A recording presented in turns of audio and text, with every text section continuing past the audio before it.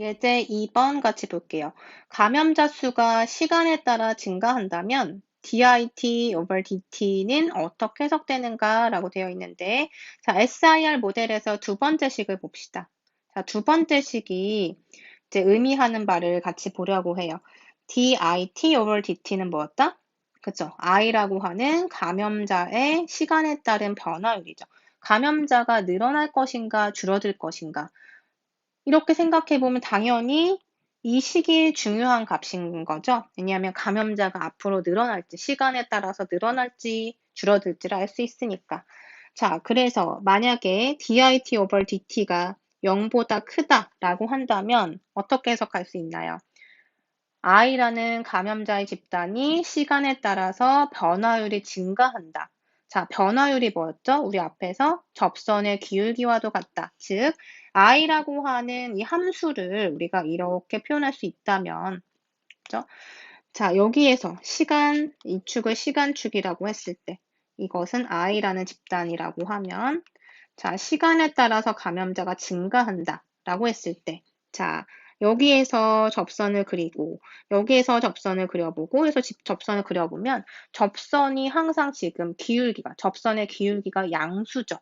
그죠? 그래서 지금 도함수의 개념이 접선의 기울기라고 했으니 이것이 양수가 되었다는 것은 이런 곡선을 의미할 테니 미분한 결과, 즉 도함수의 결과, 즉 변화율의 결과가 양수가 된다면 곡선의 형태가 이런 형태겠죠. 계속 증가하는 형태겠죠. 그래서 변화율이 예를 들어서 이렇게 0보다 커진다는 것은 감염자 수가 계속 증가하는 거다라고 해석 가능하죠.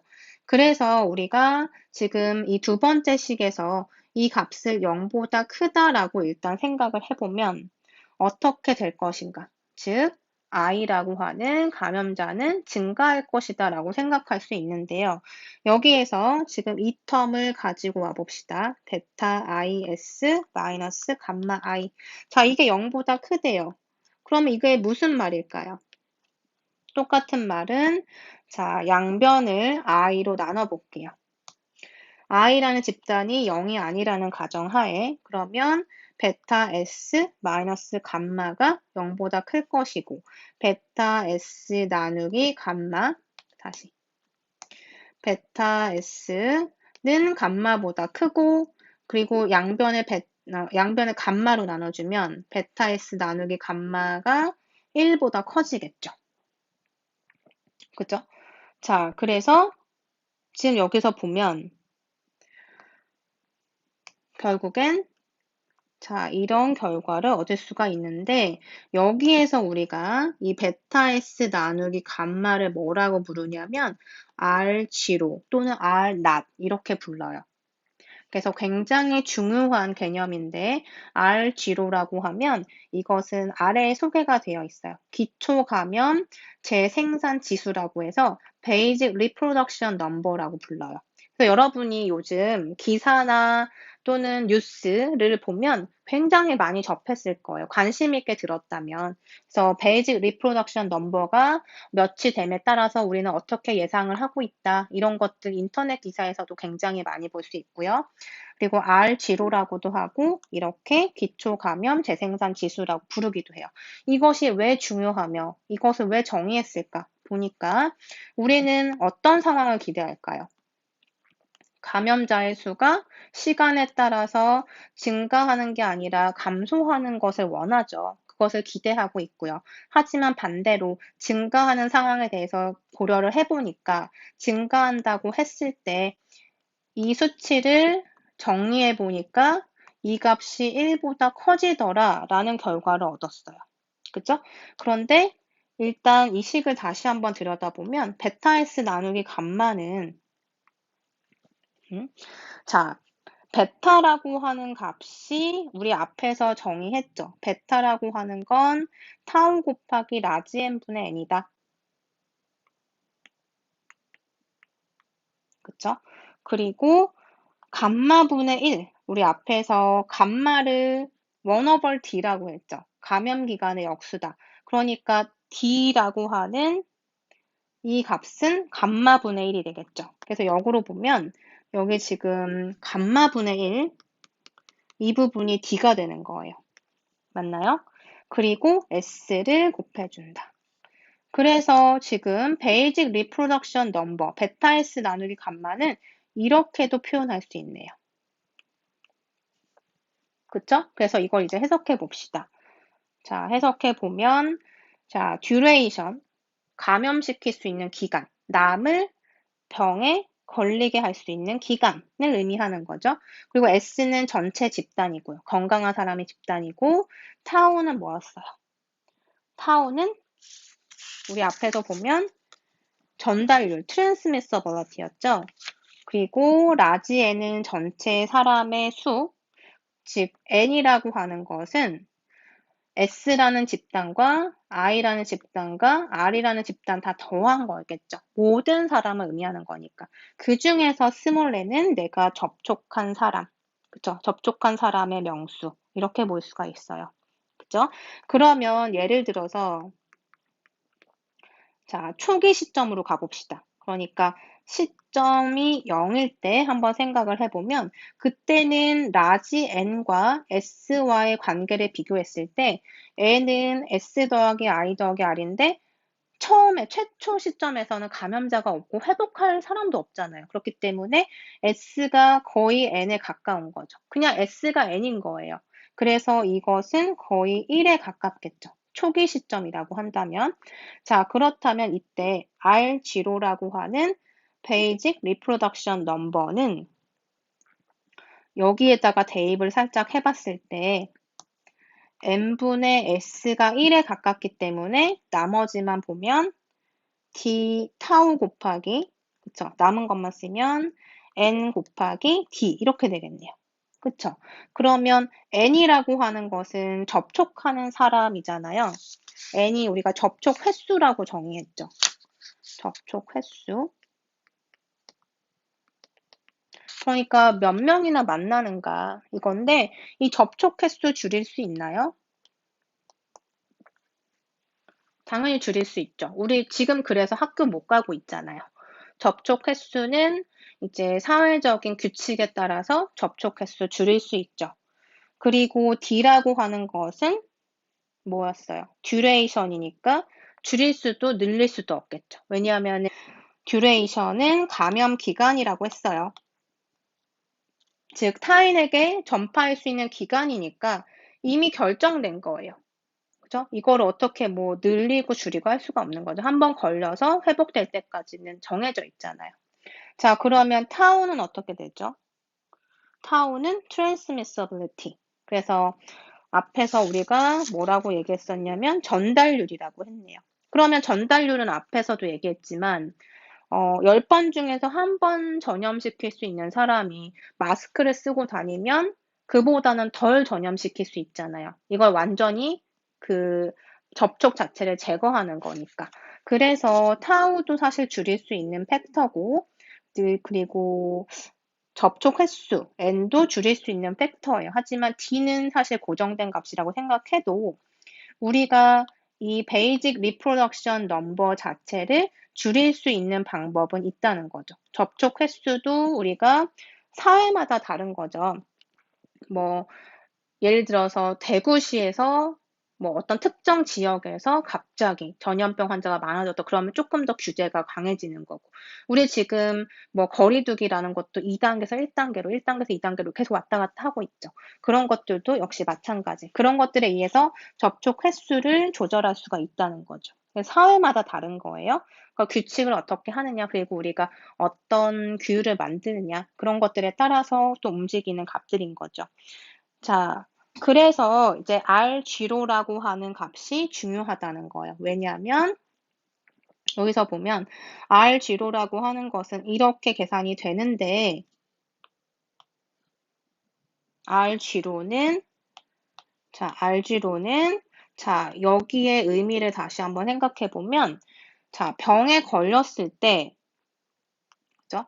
병에 걸렸을 때 어쨌든 D라고 하는 듀레이션, 전파할 수 있는 기간이라고 했죠. 그다음에 접촉 횟수 N이라고 했죠. 타우는 트랜스미서빌리티예요. 그죠? 그러면 이것을 모두 곱했을 때 이것의 의미는 뭐냐면 병에 걸렸을 때 내가 몇 명한테 전파를 할 수 있는가.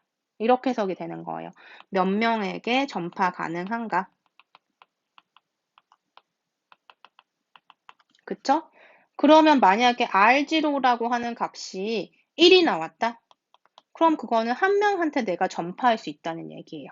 그러면 R0가 예를 들어서 1 이상인 숫자가 나왔다. 2가 나왔다. 그러면 이것은 2명에게 전파할 수 있다는 얘기가 되겠죠. 그러면 1보다 작은 수치가 나오면 1명 이하로 내가 전파할 수 있는 힘이 있다는 거예요.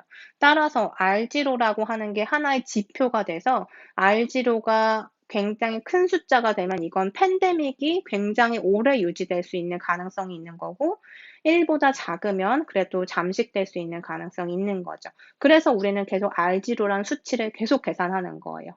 그리고 질병관리본부에서도 이 수치를 굉장히 중요하게 생각하고 있겠죠. 왜냐하면 이 R0에 따라서 우리가 앞으로 어떻게 될지를 어느 정도는 예측할 수 있기 때문에. 그럼 예측은 어떻게 하는가? 그 앞에서 발병했던 여러 가지 그 팬데믹들이 있었죠. 우리 역사적으로 봤을 때, 예를 들면 뭐 스페인 독감, 아시안 독감 등등등 이렇게 여러 가지 그 질병의 유형에 따라서 통계적인 그런 데이터들이 있을 거잖아요. 그 데이터를 가지고 와서 어느 정도가 될 것이다라고 해서 그 기간을 넣는 거고, 그죠? 그리고 접촉 횟수도 대략 얼마 정도 될 것이다. 이거는 이제 사회적으로 다른 문제겠죠. 그리고 총 인구수는 이미 결정된 거죠. 우리나라 인구수 결정되어 있잖아요. 그죠?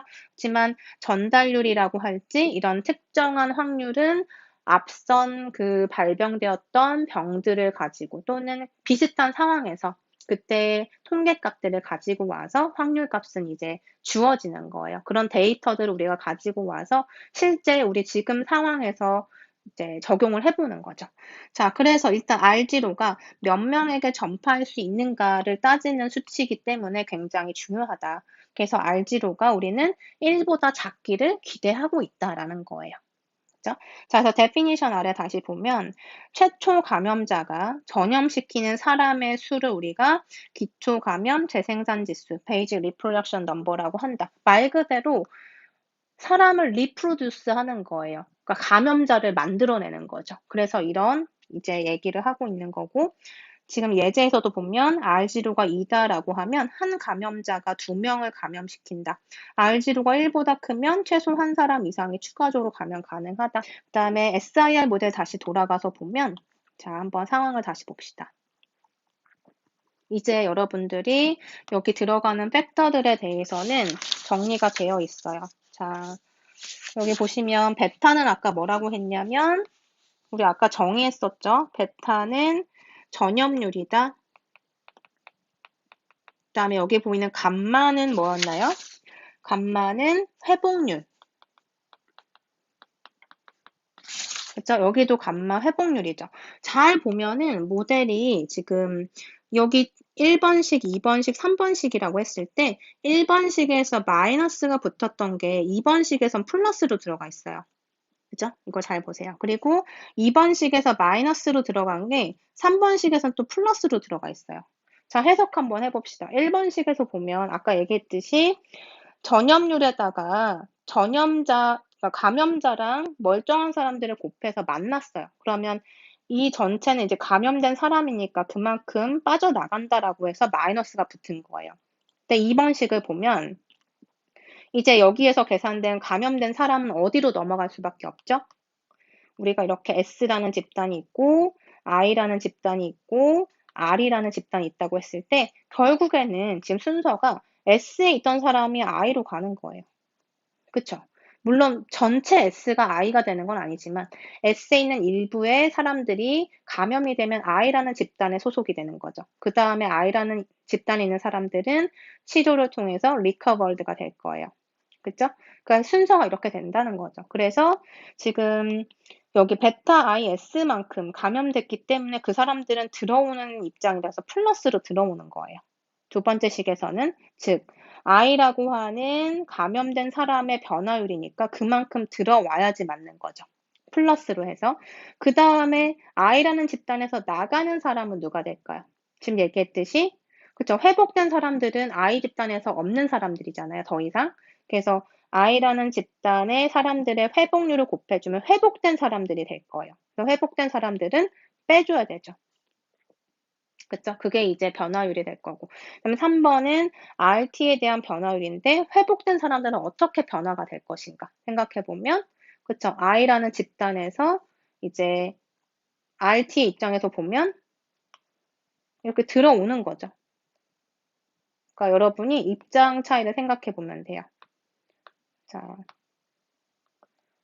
여기서도 보면 자, 감마 곱하기 i니까 감마가 회복률이었잖아요. 회복률에다가 i를 곱해주면 i라는 사람이 회복되는 거죠. 그래서 i라고 하는 집단에서 회복이 돼서 어디로 가요? R로 들어오니까 R의 입장에서는 들어오는 양이기 때문에 플러스로 계산하는 거죠. 그래서 플러스가 된 거예요. 자, 그래서 여기서 빠져나가면 여기로 들어오는 거고 이런 관계이기 때문에 이렇게 연결고리가 보일 거예요. 이게 이제 SIR 모델인데 아까도 얘기했듯이 이것을 우리가 계산하려면 적분을 해야 된다. 거꾸로 시간이란 변수에 대해서 적분할 건데 이것을 손으로 계산하기는 쉽지가 않아서 컴퓨터 시뮬레이션을 할 건데요. 같이 한번 보도록 할게요. 자, 여러분들이 이 코드를 작성할 필요는 없고요. 그리고 우리가 지금 프로그래밍 수업이 아니기 때문에 아, 이렇게 계산도 하는구나 정도만 여러분이 눈여겨보시면 될 것 같아요. 그리고 관심이 있다면 스스로 여러분들이 컴퓨터 프로그래밍 굉장히 많잖아요. 프로그램도 굉장히 많고 무료 프로그램도 있으니까 여러분들이 좀 찾아보면 또 도움이 되지 않을까 싶어요. 일단은 매틀랩 사용해서 한번 같이 볼게요. 여기 지금 코드는 일단 제가 강의 안에다가 같이 놓았는데 이 과정을 한번 보도록 할게요. 자, 여러분 여기 코드를 제가 작성을 했는데 여기 잠시 간단하게 설명하면 여러분들이 이 코드를 작성할 필요는 없고요. 물론 할 수 있으면 좋은 거지만 아직 뭐 이 프로그래밍 자체도 여러분들이 뭐 배워야지만 할 수 있는 거니까. 그래서 일단은 우리가 지금 배운 상황을 SIR 모델을 이제 얘기를 해보면 일단 제목을 제가 이렇게 붙였고요.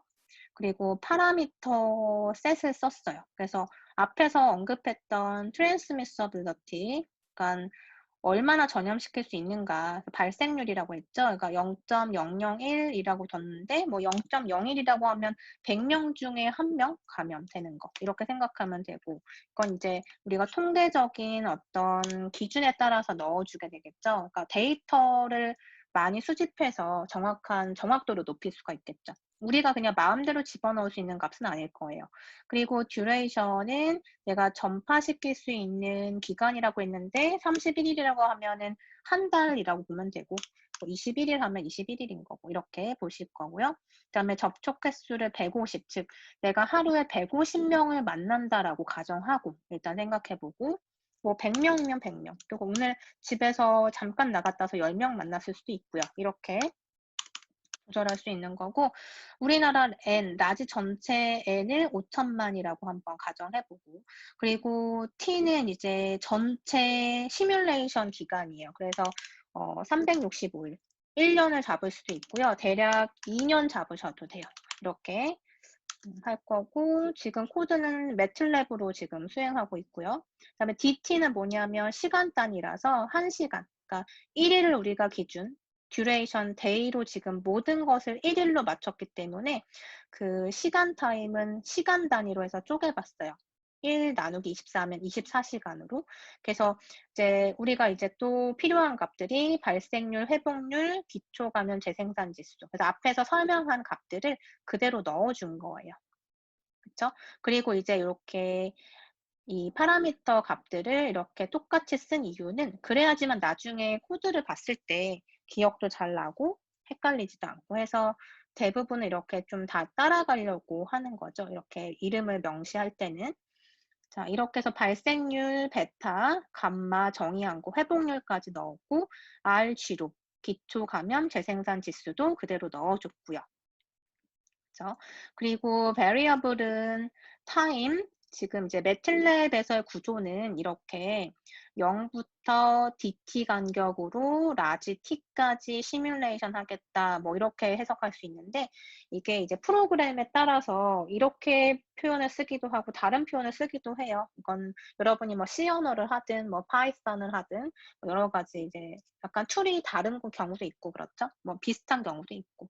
그리고 NT는 이제 전체 사이즈라고 보면 되고 그 NT 사이즈를 S와 I와 R이라는 방에다 넣어줘서 SIR이 지금 몇 개의 데이터로 쭉 계산이 될 건지 미리 정해주는 거예요.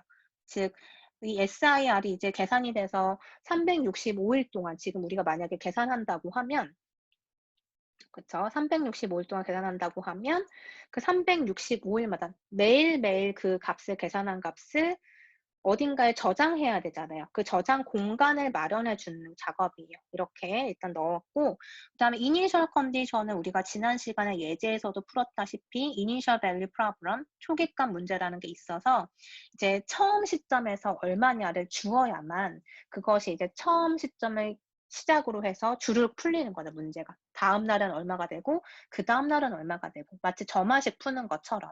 그래서 지금 우리 앞에서 설명할 때는 뭐 I0가 0이었다. 처음 시점을 0이라고 하면 0명에서 시작한다. 이런 식으로 얘기를 했는데 매틀랩 구조는 사실 0을 취급하지 않아요. 그래서 0부터 카운트하지 않고 1부터 카운트하기 때문에 이렇게 I의 1이다라고 표현을 하는 거예요. 그러면 이것의 의미는 1이라고 하는 시점에서의 I 값을 처음에 뭘로 잡을 것인가. 일단 한 명부터 시작해보죠. 한 명이 있다고 했을 때.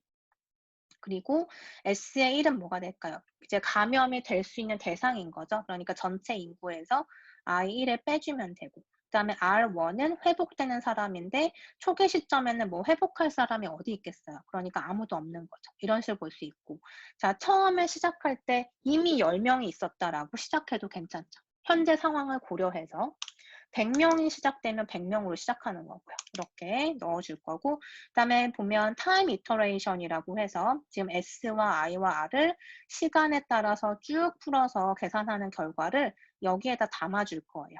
그러면 제가 설명할 때도 사실은 미분 방정식의 풀이는 적분 과정이다라고 했죠. 적분은 우리가 뭐 이 수업 시간에서 다룰 게 아니라서 적분을 할 건데 손으로 풀 수 없는 문제이기 때문에 물론 미분 방정식의 솔루션은 우리가 일반해라고 해서 풀어낼 수는 있는데 일단 적분 과정을 이렇게 타임 이터레이션, 즉 시간에 따라서 반복되는 계산의 형태로 해서 조건문, 포문이라고 하는 반복문을 이용해서 계산을 할 거예요.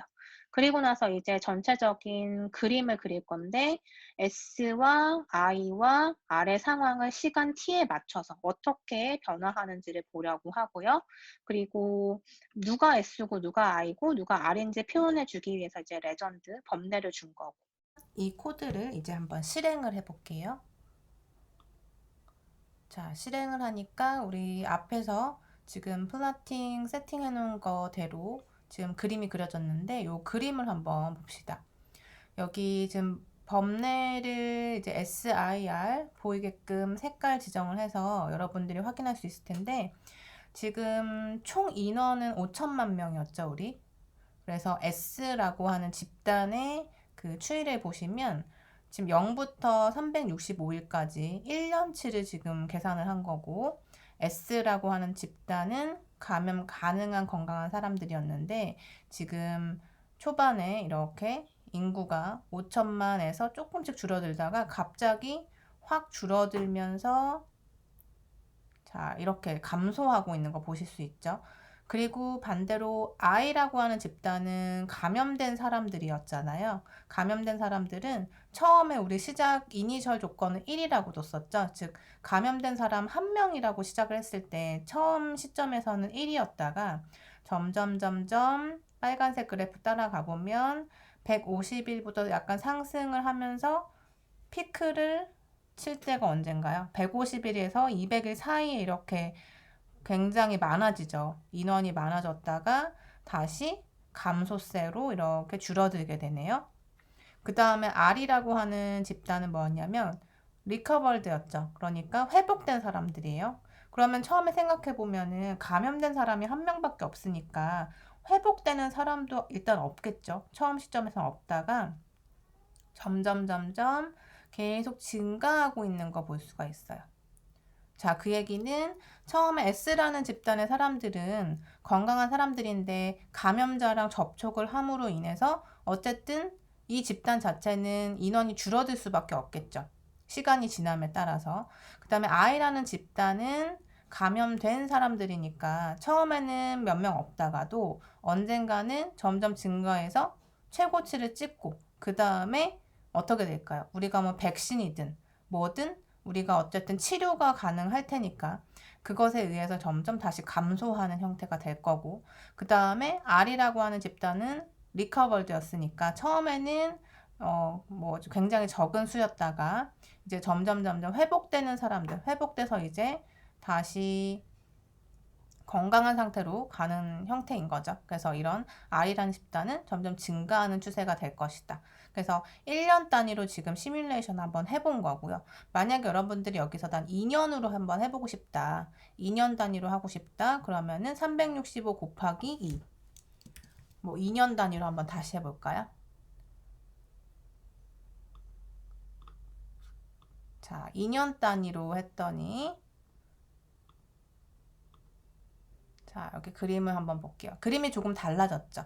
그래서 지금 이 가로축을 보시면 0에서 지금 700일 넘는 기간 2년 동안 시뮬레이션 한 결과인 거고 역시 양상은 비슷해요. S란 집단은 점점 줄어들 거고 I는 올라갔다가 내려갈 거고 R은 점점 증가해서 어느 순간 그쵸, 일정한 양이 될 거고 그래서 결국에는 S라는 집단과 I라는 집단, R이라는 집단은 다 더해서 5천만 명이 돼야 되는 거죠. 전체 인구가 돼야 된다.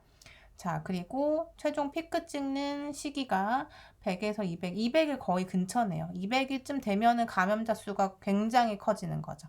자, 이렇게 우리가 예상을 할 수가 있고 그 다음에 또 뭘 늘려볼까요? 1년 단위로 다시 바꿔서 다른 걸 한번 바꿔봅시다. 우리 만약에 이제 이니셜 컨디션, 초기 조건, I라고 하는 게 이제 감염된 사람들이었는데 감염자를 한 명이 아니라 한 100명으로 늘려볼게요. 그러면 여러분 어떻게 예상할 수 있죠? 우리 아까 맨 처음에 한 명이었던 거랑 비교를 하면은 한 명이 전파하는 것보다 100명이 전파하는 게 어쨌든 감염 속도가 빨라지겠죠. 그래서 그런 것들을 또 예상할 수가 있는데 100명으로 해봤더니 지금 이렇게 됐죠. 양상은 비슷하네요. 그러면 조금 더 늘려볼까요? 초기 시점에 감염자가 1000명 있었다라고 한번 해볼게요. 내가 지금 이제 이 예측을 실행하는 그 위치를 1000명이 시작되는 걸로 한번 생각해 보면 그림이 이렇게 나오죠. 그래서 지금 이렇게 I라는 빨간색 그래프를 한번 보시면 감염된 사람들이 이렇게 점점 증가하는데 최고치 찍는 순간이 100일에서 조금 더 떨어진 기간이니까 우리 처음에 한 명으로 했을 때는 100에서 150일 사이의 피크였는데 100일에 조금 더 가까워지고 있는 거예요. 다시 한번. 자, 한 명일 때 다시 한번 볼게요.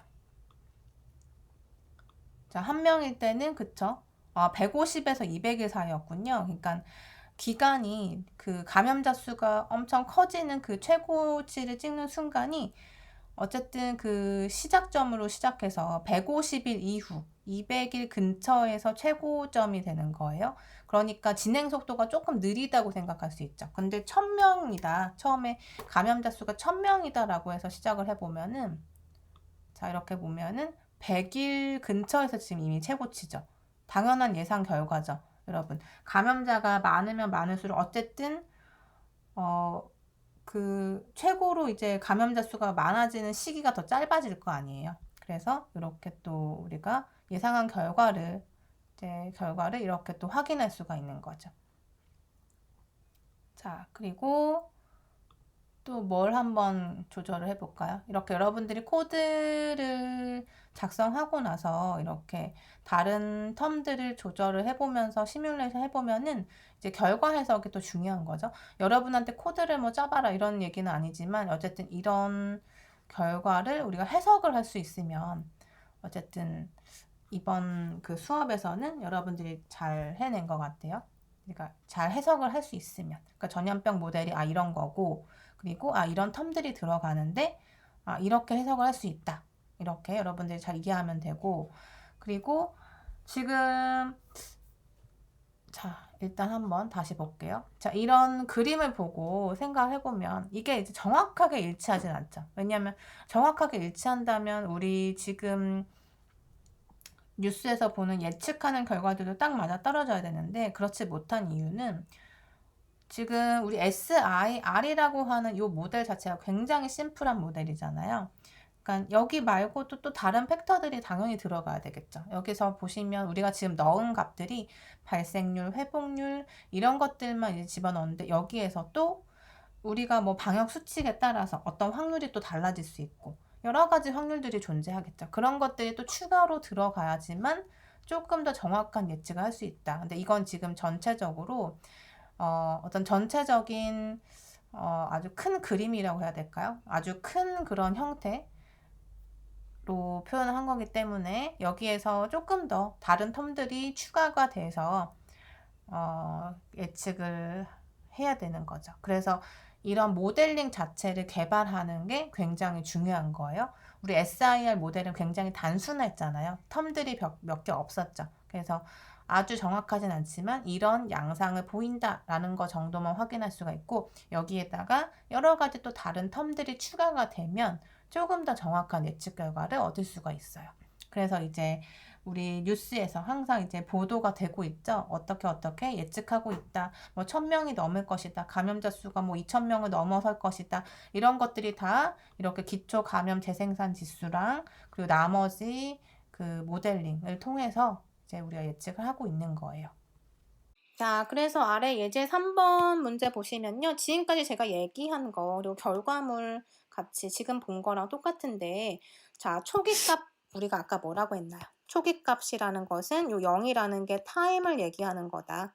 그래서 처음 시점에서의 infected 집단을 C라고 하자. 그러면 S0는 전체 인구에서 I0를 뺀 거다. 맞죠? 왜냐면 초기 값을 빼줘야 되니까. 그러니까 S는 이제 건강한 사람의 집단인데 이미 그 감염된 사람이 있다면 전체 인구에서 이 사람은 빼줘야지만 감염 가능한 사람의 집단이 나오겠죠. 그리고 리커버드 집단은 아직 없는 상태라고 하고 그리고 S와 I와 R을 다 집단에 더하면 전체 인구가 되더라. 이걸 가정했을 때 다음 결과를 한번 해석해보자. 앞에서 제가 설명한 거랑 비슷하게 여러분이 해석할 수 있으면 자, S와 I와 R 지금 이렇게 감소하고 증가하고 이런 상황들 제일 중요한 건 사실 요 I 집단에 대한 증가 감소인 거죠. 여기서 보시면 다시 한번 얘기하면 자, 여기 지금 최대값이 되는 요 지점을 기준으로 해서 자, 지금 여기까지는 지금 그림으로 봤을 때는 한 100일까지는 dit over dt가 변화율이 없어요. 변하는 게 없잖아요. 변화율도 없는 거죠. 그런데 여기서부터 한 여기까지 즉 100일에서 한 180일 정도가 될 때는 계속 증가하는 그래프를 볼 수가 있죠. 그래서 이 구간에서는 dit over dt가 0보다 크다 이렇게 생각할 수 있고 그리고 이 구간에서는 이렇게 되니까 거의 한 350일까지는 이렇게 감소세니까 dit over dt는 0보다 작다. 즉 변화율이 0보다 작다. 감소하고 있죠. 접선의 기울기가 음의 방향이고 여기서는 접선의 기울기가 곡선에서 접선이 양의 방향이잖아요. 그러니까 양수고 음수다 이런 거 알 수 있고 여기에선 지금 또 변화율이 없으니까 dit over dt가 0이다. 변화율이 없다. 이런 식으로도 해석할 수 있겠죠. 자, 이렇게 해서 우리 SIR 모델에 대해서 아주 간단하게 살펴봤는데 사실은 좀 더 많은 연구가 진행되고 있고 더욱 복잡한 모델링도 존재한다. 하지만 여러분들은 이런 것도 있구나라는 이제 걸 알았으면 좋겠고요. 여기까지 해서 우리가 이제 중간고사 범위라고 생각하시면 돼요.